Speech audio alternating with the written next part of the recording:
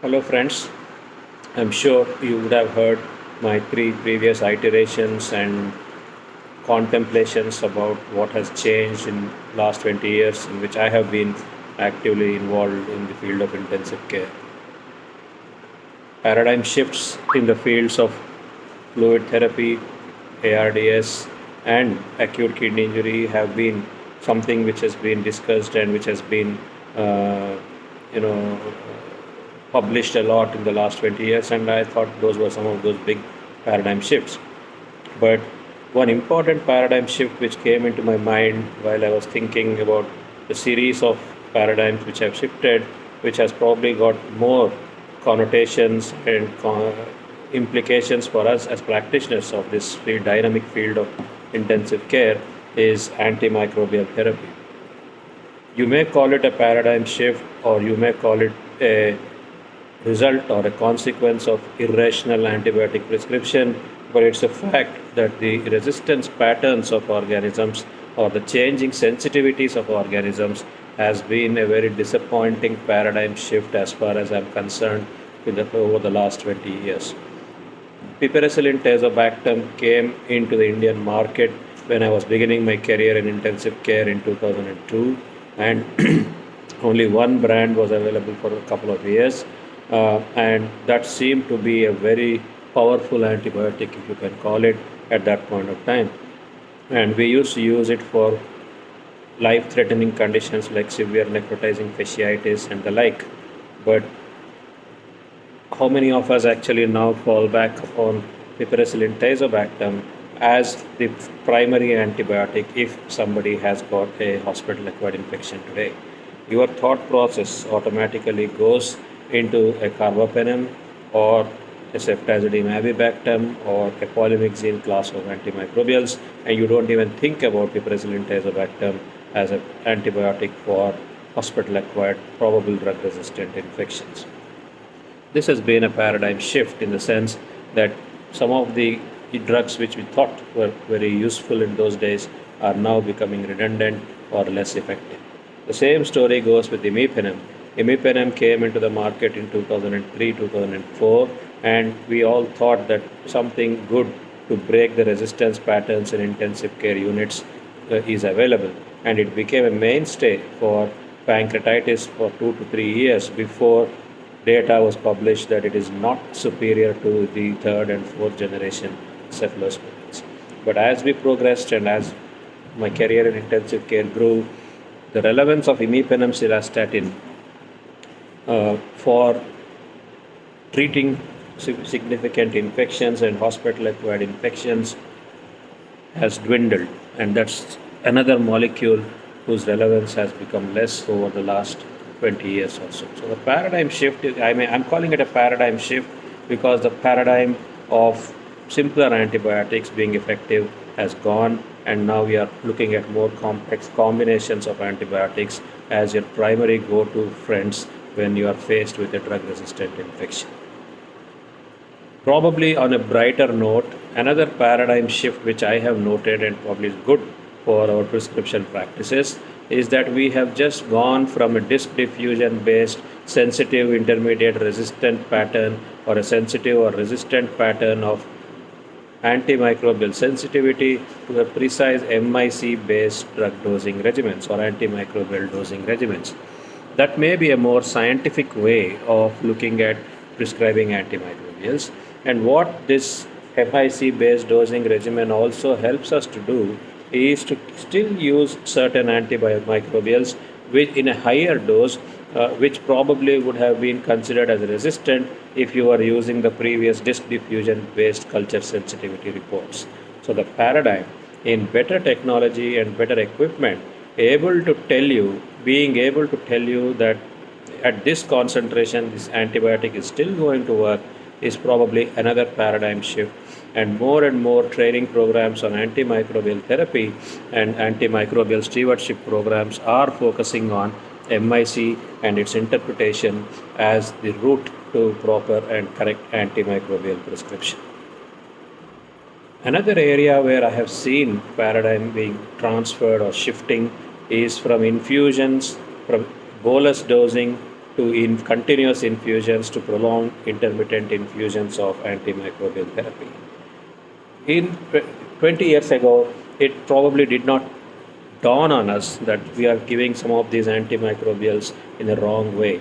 That's probably the reason why the resistance to some of these bugs also became obvious pretty soon, sooner than expected.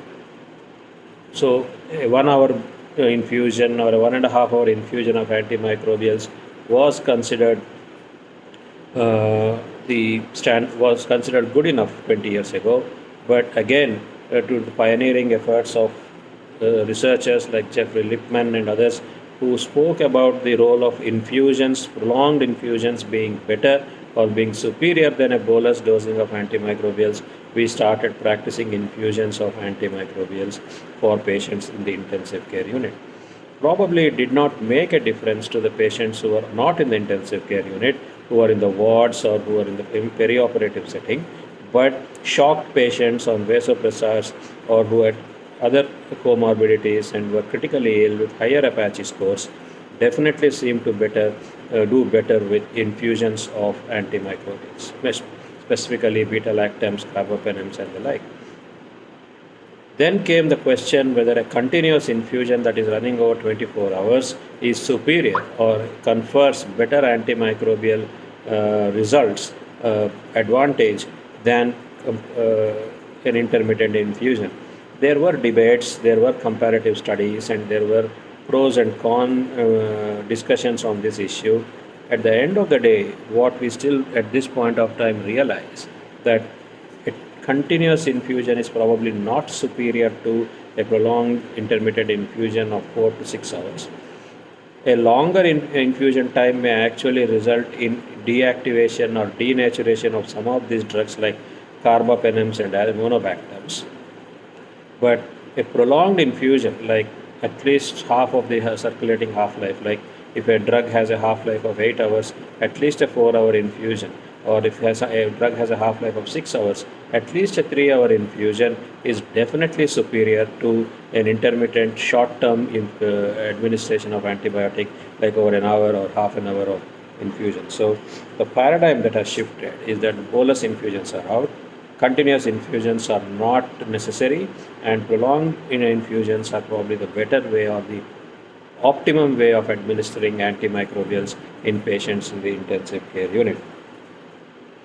This understanding of whether prolonged infusions or intermittent infusions are better or more beneficial to the patients have come from PK/PD based regimens.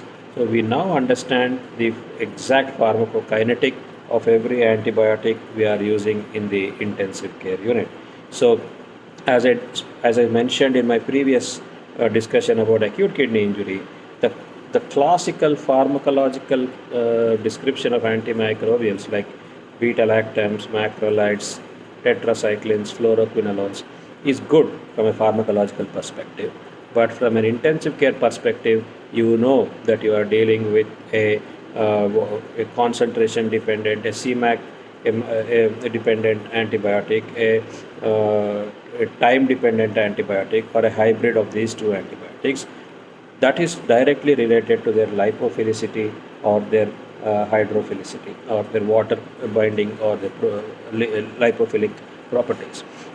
So a better understanding about the pharmacological behavior of antibiotics rather than the pharmacological structure of antibiotics, and therefore using your dosing regimens and combinations to address the requirement of the patient, his volume of distribution, the protein binding, and the presence of extracorporeal circuits has been a major paradigm shift in which we are now seeing antibiotics and antimicrobials as one part of 3 different categories, and you choose mix and match this to get optimum antimicrobial activity.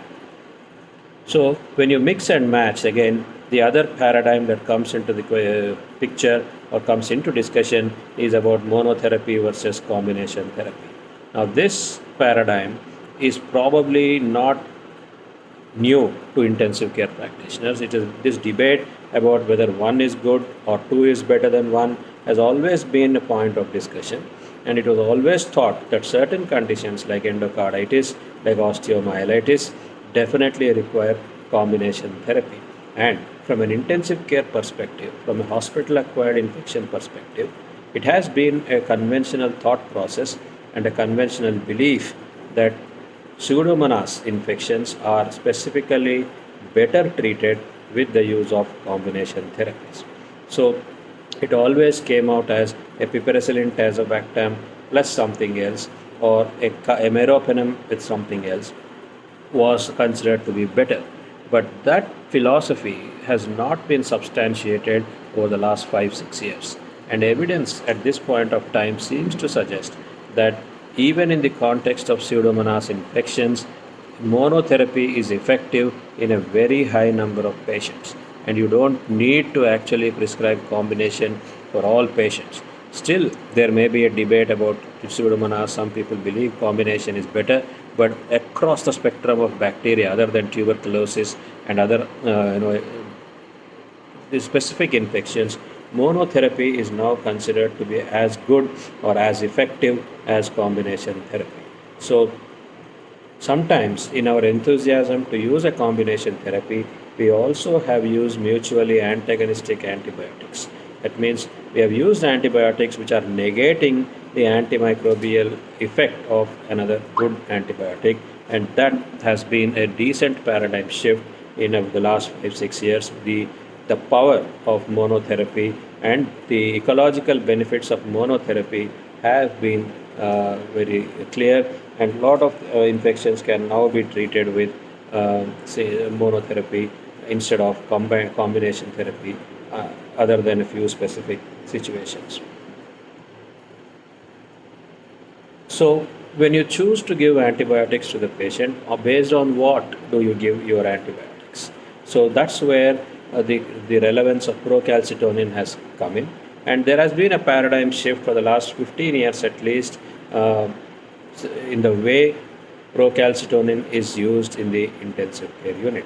When procalcitonin first emerged as a biomarker in the year 2003, 2004, maybe, and peaked at 2005, it probably became a probably misunderstood or a misinterpreted biomarker.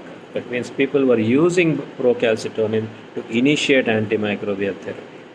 And then we used to do serial procalcitonins to say whether the patient's infection is getting better or is not getting better. While the latter part may still be true, we may still use procalcitonin to tell us whether our treatment is effective and the infection is being controlled or not. But initiating antibiotics solely on the basis of a procalcitonin has become non-standard of care at this point of time, and that has been a paradigm shift in the field of antimicrobial therapy. Procalcitonin enters into our thought process or into our workflow as a marker of antimicrobial stewardship. It comes in as a marker of de-escalation of antibiotics. It comes in as a marker of withdrawing antibiotics if viral infection is a differential diagnosis and your procalcitonin is negative. So the Indian Society of Critical Care Medicine has actually come out with a position statement and a guideline on how to interpret procalcitonin, and the use of procalcitonin to conserve antibiotics rather than use procalcitonin to escalate antibiotics has been a major paradigm shift in the way, regarding the way in which we use antimicrobials and biomarkers in the intensive care unit. As we use extracorporeal circuits more and more, the behavior of procalcitonin among patients who are on extracorporeal circuits is also being increasingly recognized, and we will see more paradigm shifts in which this useful biomarker will do benefit for patients in the intensive care unit. While on this topic of biomarkers, one area where biomarkers have probably come into the picture and started becoming players in this entity of, or in this activity of empirical versus therapeutic antifungal therapy is the availability for testing of biomarkers, the beta D glucan and the galactomannan. Now, again, the presence of these biomarkers in certain fluids, like in bronchoalveolar lavage fluid, is probably more representative of an fungal infection than in a serum sample. The paradigm shift is that we have gone away from just using scoring systems to say whether if the patient has a high Apache score, has been on parenteral nutrition, has got a central line, has undergone surgery, is diabetic, then you are going with antifungal therapy or justifying the initiation of antifungal therapy. Another spoke in this armamentarium has been added with the advent and subsequent wider availability of fungal biomarkers to guide in empirical and educated use of antifungal therapy, because that's another area where resistance patterns are increasing and are causing more concern, or as much concern as they are for antibiotic therapy. So when you talk about resistance, when you talk about resistance, and when you talk about the inability of certain newer molecules to have an impact, you have to fall back on older molecules, the tetracyclines, for example, the combination of third generation cephalosporins with newer beta lactam antibiotics, for example, because the pipeline for newer antibiotics is running dry. The so-called 20 new antibiotics by 2020 program from the United States did not get you any results, very few results. So you are just going back and bringing back your old friends like ceftazidime, combining it with newer beta-lactam antibiotics, and then expecting them to overcome the resistance pattern. It may be a good combination. It may be a good combination for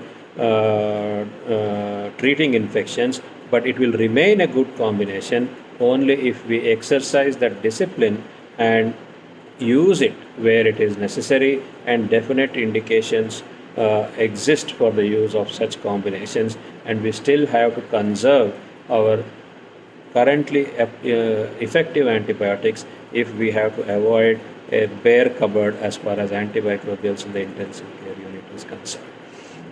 The last paradigm I think we should talk about, which I have noted and as I have seen as I have grown in this field of intensive care, is the duration of antimicrobial therapy. We were not, some of you might be surprised that there were antibiotics prescribed for 3 weeks when patient had a bloodstream infection acquired in the intensive care unit. And there are antibiotics which were prescribed. There used to be antimicrobials which used to be prescribed for 2 weeks if the patient had a drug-resistant hospital-acquired ventilator-associated infective complication. But the paradigm shift in the last 10 years or so has been that shorter duration of antimicrobial therapy is probably as effective and is not inferior to longer durations of antimicrobial therapy. The first paradigm shift came in the first half of the 20 years, where from 15 days we got down to 10 days, and between 7 and 10 days was the optimum period of antimicrobial therapy. But now the understanding is a 5-day course of properly dosed, appropriately chosen and administered antibiotic is probably enough and is not inferior to a 7 or a 10-day course of antimicrobials across a general spectrum of intensive care patients who come with infections. There may be certain situations like an osteomyelitis, like a spine epidural abscess, or an endocarditis, where there may be fungal infections where there may be a specific role for longer duration of antimicrobial therapies. But in general, shorter durations are probably good enough. Shorter durations will decrease the chances of drug resistance. Shorter durations will probably have an economic benefit on patients who receive these antimicrobial therapies. So, in my last 20 years, if I can recap, or if I recollect what has changed, the resistance patterns have worsened. The way in which we give antibiotics is changing. The classification of antibiotics has now become more pharmacokinetic dependent than structure dependent classification. Intermittent prolonged infusions are now accepted method of giving these patients.